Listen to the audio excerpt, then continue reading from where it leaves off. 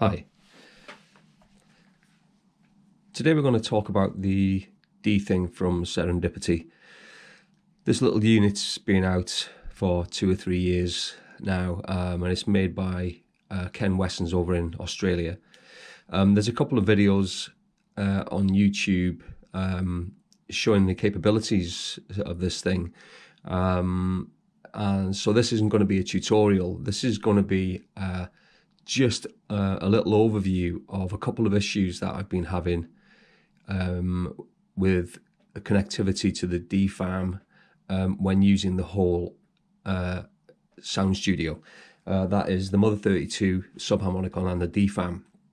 Now, the system is designed to basically be a bit of a game changer for the D-Farm, and it really does do that. It allows you to bounce, shuffle, play in reverse, set certain steps. It completely changes the capabilities of the D-Farm. So I'm not going to go too deep into those. You can get a full tutorial from Braintree 56, and I'll leave a description and a link in the comments for you.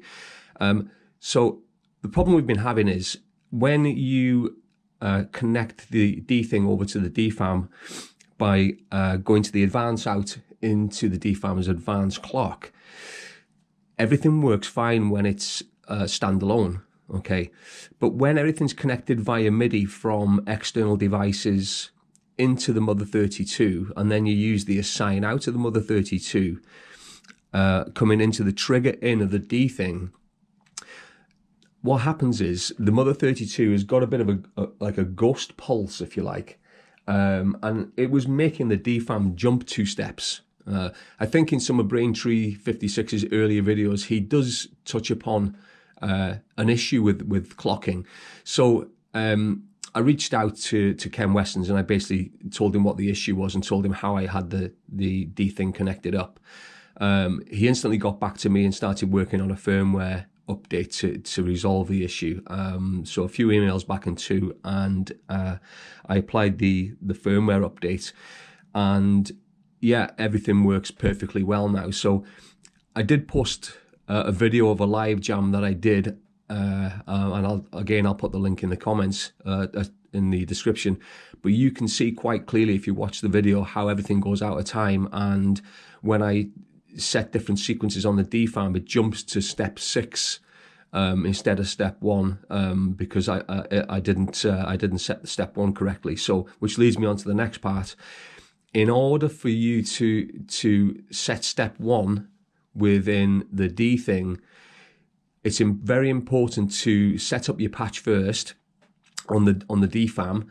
Once you've done that, take it to step 1. Set run stop, so arm the D-Farm, and then over in the D-Thing unit, there's a little reset button just at the top right here. You press the reset button, then arm the D-Thing.